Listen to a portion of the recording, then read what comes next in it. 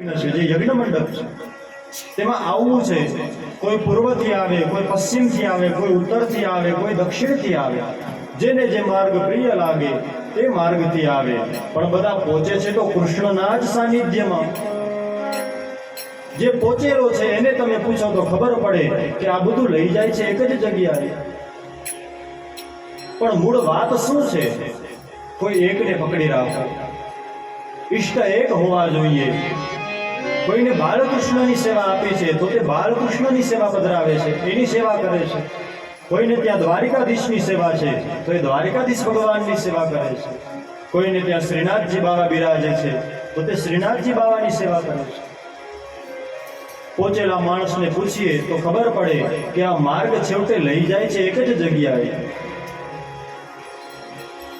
માટે આ બધું કૃષ્ણનું જ છે, કૃષ્ણ માટે જ છે અને એના થકી જ છે. ગઈકાલે આપણે કથા સંક્ષિપ્તમાં શ્રવણ કરી હતી. સમયના અભાવે આજે આપણે કથાને થોડી વિસ્તારથી સ્પર્શ કરીશું. પછી ભાગવતના પ્રથમ સ્કંદમાં આપણે પ્રવેશ કરીશું. તુંગભદ્રા તટે પૂર્વમ અભૂતપત્તનમૂત્તમં યત્ર વર્ણસ્વધર્મેણ સત્ય સત્કર્મ તત્પરાઃ આત્મદેવ પુરે તસ્મિन् સર્વવેદ વિશારદ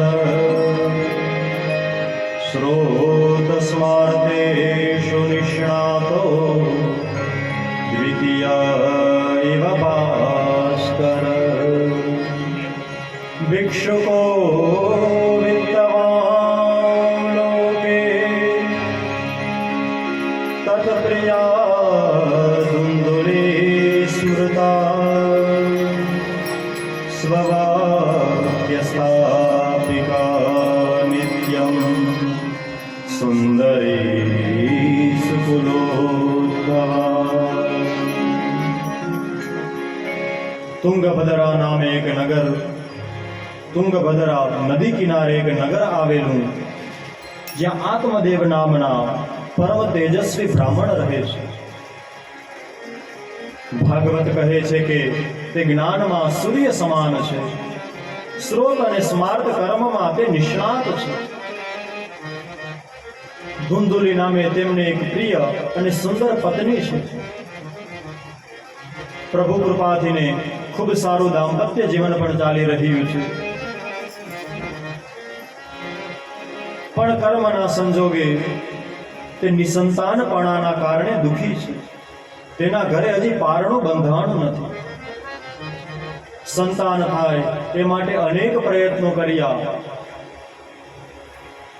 ગાયોના દાન કર્યા, સુવર્ણના દાન કર્યા, પિતૃઓને તલવાળી અંજલિઓથીને તર્પણ પણ કર્યું. ખૂબ કાર્યો કર્યા, પરંતુ સંતાન ન થયું. પરિસ્થિતિ એવી છે કે કોઈ ગાયને પાડે તો તે ગાય વાંજળી બની જાય છે. કોઈ વૃક્ષ વાવે તો એ વૃક્ષમાં ફળ પાકતા નથી. કોઈ રોપ રોપે તો એમાં વૃક્ષ ઉગતું નથી. હવે તે થાક્યો છે. હે મહારાજ, હવે આ જીવન મને જોતું જ નથી. દુઃખી થવાના કારણે એક દિવસે ઘર છોડી અને કોઈ કુવા કિનારે ગયો છે. કુવા કાંઠે બેઠો હતો. બરોબર ત્યાં એક સંન્યાસી મહારાજ પધાર્યા. સંતને આવેલા જોઈ અને તે સંતના ચરણ પકડે છે. સંન્યાસી જુએ છે કે આનું મુખ શૂન્ય મનસ્ક થઈ ગયું છે. આના મુખ ઉપર તેજ દેખાતું નથી. કોઈ દુઃખથી ને આ દુઃખી છે. એ મહાત્માએ પૂછ્યું, હે ભાઈ, શા માટે તું રડી રહ્યો છે? કયું દુઃખ તને સતાવે છે? કહે છે કે હે પ્રભુ, મારા ઘરે સંતાન નથી. મેં અનેક કાર્યો કર્યા, અનેક દાનો આપ્યા, અનેક વિધિ વિધાનો કર્યા, પણ મારા ઘરે સંતાન થતું જ નથી. હવે હું થાક્યો છું. જો સંતાન ન હોય તો મારે આ જીવન જ નથી જોતું. હે પ્રભુ, તમે કોઈ ઉપાય આપો, તમે કોઈ કૃપા કરો, મારા ઘરે સંતાન પ્રાપ્ત થાય. એક જ ક્ષણમાં એ મહાત્મા આ બ્રાહ્મણના ભાગ્યની રેખાઓને વાંચે છે અને કહે છે કે હે બ્રાહ્મણ, સાંભળો, 7 જન્મ સુધી તમારા ભાગ્યમાં સંતાન નથી. અને આમ પણ જેને સંતાન છે એ પણ દુઃખી છે. માટે તમે સંતાન મેળવવા માટે ખોટો ઉદ્યમ ન કરો. કહે છે કે હે પ્રભુ, સંતાન વગરનું જીવન મારે જોતું જ નથી. કોઈ પણ રીતે તમે મને સંતાન આપો. સંતાન ન હોય તો મૃત્યુની પાછળ કોણ તર્પણ કરે? સંતાન ન હોય તો વૃદ્ધ અવસ્થામાં કોણ સહારો બને? માટે હે પ્રભુ, તમે કોઈ પણ પ્રકારે મને સંતાન આપો, નહીંતર હું અહીંયા જ તમારા ચરણોમાં માથું પછાડી પછાડી અને પરલોક સિધાવી જઈશ. એના ભાગ્યમાં સંતાન નથી, પણ આ સંતના તપનું ફળ જુઓ તમે. એ મહાત્માએ પોતાના તપનું ફળ એકત્રિત કરી અને હાથમાં એક ફળ લીધું અને ફળ આપે છે. કહે છે કે હે બ્રાહ્મણ, તારા ભાગ્યમાં આમ તો સંતાન નથી, પણ આ મારા તપના ફળથી હું તને ફળ આપું છું કે તારી પત્નીને આ ફળ ખવડાવજે. 1 વર્ષ સુધી એને નિયમોનું પાલન કરવાનું છે. જો તે એ નિયમોનું પાલન કરશે તો અવશ્ય તેને ત્યાં સંસ્કારી સંતાન પ્રાપ્ત થશે. યાદ રાખજો, સંતાન બધાને ત્યાં હોય છે, પણ જે નિયમોનું પાલન કરે છે, જે સૂતકોનું પાલન કરે છે, તેને ત્યાં જ સંસ્કારી સંતાન ઉત્પન્ન થાય છે. ભલે મહારાજ એ ફળ લઈ તે ઘરે આવ્યો, પત્નીને આપે છે, લ્યો દેવી, આ ફળ તમે ખાઓ. કોઈ મહાત્મા મળ્યા હતા, એને મને કહ્યું છે કે જો આ ફળ તમે ખાશો અને તમારા પત્ની એનું પાલન કરશે તો અવશ્ય તમારી પત્નીને ગર્ભ રહેશે. એ ફળ તો તેણે લઈ લીધું, પણ તે વિચાર કરે છે કે જો હું આ ફળ ખાઈશ અને હું ગર્ભાવસ્થાને પ્રાપ્ત કરીશ અને કદાચ ધરતીકંપ આવશે તો હું ઘરની બહાર નીકળી નહીં શકું. કદાચ કોઈ ઘરે લૂંટારાઓ આવી જશે તો ગર્ભના કારણે હું તેમાંથીને મારા ધનને બચાવી નહીં શકું. અને એમાં કદાચ કર્મ સંજોગે પ્રસવ પીડાના સમયે ગર્ભ આડો થઈ જશે એ બાળક, તો મારું મૃત્યુ થશે. તો નણંદ આવી અને બધી માલ મત્તા લઈ જશે. આના કરતા તો વાંજણી સારી. કાં તો વાંજણી સુખી હોય અને કાં તો વિધવા સુખી હોય. મારે સંતાન નથી જોતું, કારણ કે તે કુલટા છે. તે વિચાર કરે છે મારે સંતાન નથી જોતું. ત્યાં તેની બહેન આવી હતી. એની બહેન કહે છે કે બેન, તું કઈ ચિંતામાં છો? સર્વે વૃત્તાંત એને સંભળાવે છે કે બેન સાંભળ, હમણાં જ મારા પતિદેવ આવ્યા હતા, એણે મને આ ફળ આપ્યું છે, પણ હું ગર્ભને ધારણ કરવા ઈચ્છા કરતી નથી. મારે ગર્ભ જોઈતો નથી. એણે આ ફળ આપ્યું છે, તો હવે મારે શું કરવું જોઈએ? કહે છે કે બહેન, તું ચિંતા ન કર, હું અત્યારે ગર્ભસ્થ છું. 6 મહિના પછી ગર્ભમાંથી બાળકનો જન્મ થશે તો એ ગર્ભનો બાળક હું તને આપી દઈશ. તું મારા પતિને ધન આપી દેજે, મારા પતિ તને આ બાળક આપી દેશે. સારું, તો અત્યારે એક કામ કર, આ ફળ છે એની પરીક્ષા કરવા માટે એ ફળ આપણે ગાયને ખવડાવી દઈએ.